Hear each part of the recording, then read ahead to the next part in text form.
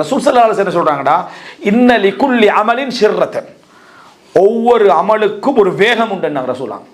ஒவ்வொரு அமலுக்கும் ஒரு வேகம் உண்டு. வலி குல்லி அமலின் ஃபத்ரத்தன், ஒவ்வொரு அமலுக்கும் ஒரு சோர்வு உண்டுன்னா. அந்த அதாவது ஒரு அமல் செய்ய போறீங்கன்னா அது வந்து மிச்ச ஆர்வமா செய்யற கட்டம் ஒன்றும் இருக்கும், நீங்க போராடி செய்ய வேண்டிய ஒரு கட்டம் ஒன்றும் இருக்கும். ஒரு நல்ல ஒருவர் என்ன செய்வார்ன்றா, ரெண்டையும் பேலன்ஸ் பண்ணிக்கிறது என்ன செய்வார், அது போவார். எனவே இந்த விஷயத்துல நீங்க ஒரு மிக முக்கியமான ஒரு கவனம் செலுத்திக்கோங்க இந்த அமல்களை. இந்த நடுவில் செய்யக்கூடிய அமல்கள்ல இன்னும் மிக முக்கியமான ஒரு பிரதானமான ஒரு பகுதி என்ன அப்படி என்று சொன்னால், நம்ம செய்யக்கூடிய அதாவது இந்த அமல்கள் என்ற பகுதியில் எப்படி நம்ம கவனம் செலுத்துகிறோமோ அதுபோல தவிர்த்தல் என்ற பகுதியில் ஒரு கவனம் செலுத்துங்கள். தவிர்த்தல் என்ற பகுதியில் ஒரு கவனம் செலுத்துங்கள். தவிர்த்தல்னா நம்ம ரமதான்ல வந்து முஃப்சிதாத்து ஸௌம், நோன்பை முறிக்கக்கூடியவர்கள் என்ற இடத்துல கவனம் செலுத்துவோம். எது அது வந்து பௌதிக ரீதியாக இருந்தா, பிசிக்கல் இருந்தால் கவனம் செலுத்துறோம். மற்றபடி அந்த நோன்பை கெடுக்கக்கூடிய நிறைய விஷயங்களை நம்ம என்ன செய்வதில்லை, கவனம் செலுத்துவது கிடையாது.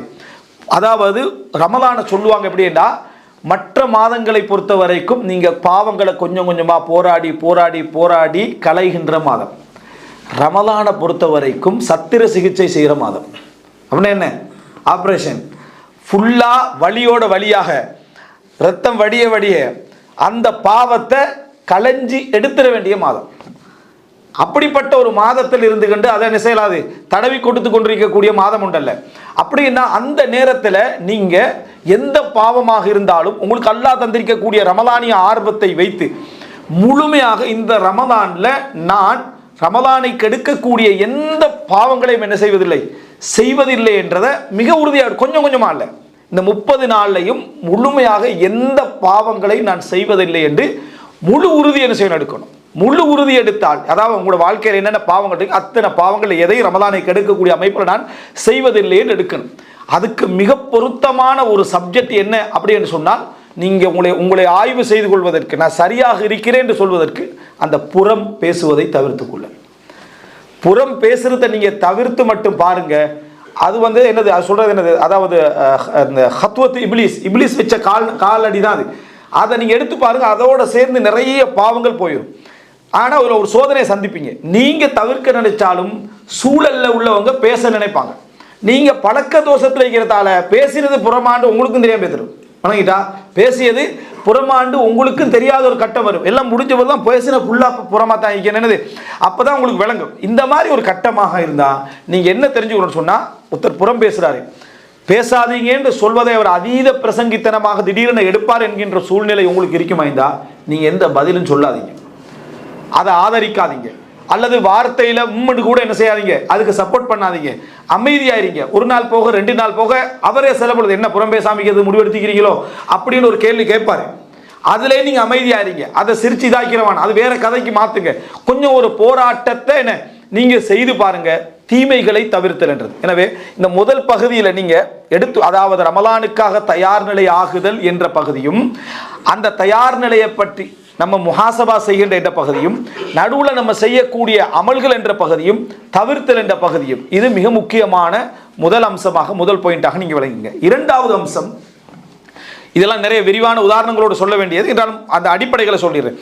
இரண்டாவது அம்சம் என்ன என்றா, இந்த ரமலானை நாம் நெருங்குகிற நேரத்தில், ரமலானுக்குள்ள நம்ம நுழைகிற நேரத்தில் இரண்டாவது அம்சம் என்னென்றா, நாம் தவிர்க்க வேண்டிய பாவங்கள் என்று தானே, இதை ஒன்று விடாம தனிமையில் இருந்து ரமலானுக்கு முன்னால பட்டியல் போட்டுக்கொள்றது மனதில் ஒன்று விடாமல். நான் ஏற்கனவே சொன்ன விஷயங்கள் ரமலானை பாதிக்கக்கூடிய, இது அப்படி இல்லை, என் லைஃபையே பாதிக்கக்கூடிய, ஒன்று விடாமல் எது இஸ்திசாலாக என்னிடத்துல வந்து அத்திவாரம் போல பாவமாக பதிஞ்சிருக்கக்கூடிய விஷயங்கள் என்ன, ஆழமாக பதிஞ்சிருக்கக்கூடிய விஷயங்கள் என்ன என்று ஒரு பட்டியல் என்ன செஞ்சிருங்க.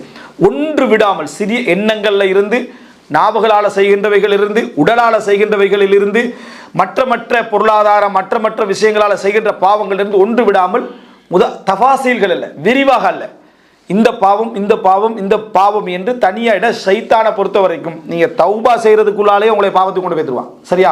அதனால அது கவனமா இருக்கணும்.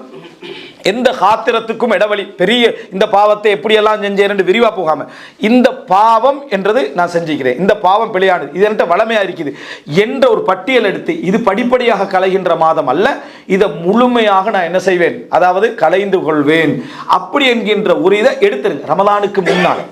ரமலானுக்கு முன்னால இன்னொரு 10-15 நாள் இருக்கேன்னா அதுக்கு முன்னால் என்ன செஞ்சிருங்க, அதை முழுமையாக முதாக்கரா பண்ணி என்னென்ன பாவங்கள் நான் செய்திருக்கிறேன், யாரெல்லாம் நமக்கு அந்த நேரத்தில் பாவங்களை நமக்கு சொல்கிறார்களோ அவர்களெல்லாம் விரும்பி அதை பட்டியல் போட்டு மனதளவில் பதிய வச்சு அல்லாஹ்விடத்தில் தௌபா செய்வதும் அதிலிருந்து மாற்றம் செய்வதற்கான எல்லா முயற்சிகளை எடுப்பதும் என்கின்ற அந்த உறுதிப்பாடு நம்ம இடத்துல வர வேண்டும். மூன்றாவது, இந்த ரமலானை நெருங்குகிற நேரத்தில் யாரெல்லாம் நமக்கு இபாதத்துக்கு ஆர்வம் ஊட்டக்கூடியவர்களாக இபாதத்துக்கு தோழமையோடு இருக்கக்கூடியவர்களாக இருப்பார்களோ அவர்களை நெருக்கிக்குங்க.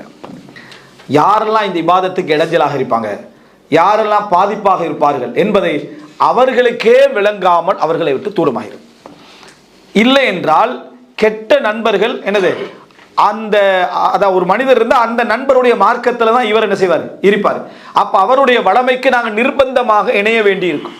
அவருடைய நல்லவர்கள்லேயே சிலர் இருப்பாங்கன்னு சொன்னால் என்ன நடந்தாலும் சாப்பிட போய்த்துருவோமா அப்படி என்று எது நடந்தாலும் சரி, நீங்கள் தொழுதாலும் ஒரு முறை சாப்பிட்டு வந்துடுற, அடுத்த ரக்காத்தோடு அடுத்த முறை எங்கேயா குடிச்சிட்டு வந்துடுற, இந்த மாதிரியாக இருந்தாலும் இவர் நம்மளை எந்த அளவுக்கு தூரமாக்குவார், இபாதத்தை விட்டு, வணக்கத்தை விட்டு, துவாக்களை விட்டு, குர்ஆன் ஓதுகளை விட்டு எவ்வளோ தூரமாக்குவார்னு பார்த்து அதில் ஒரு மிகவுமே கவனமாக இருக்க வேண்டும்.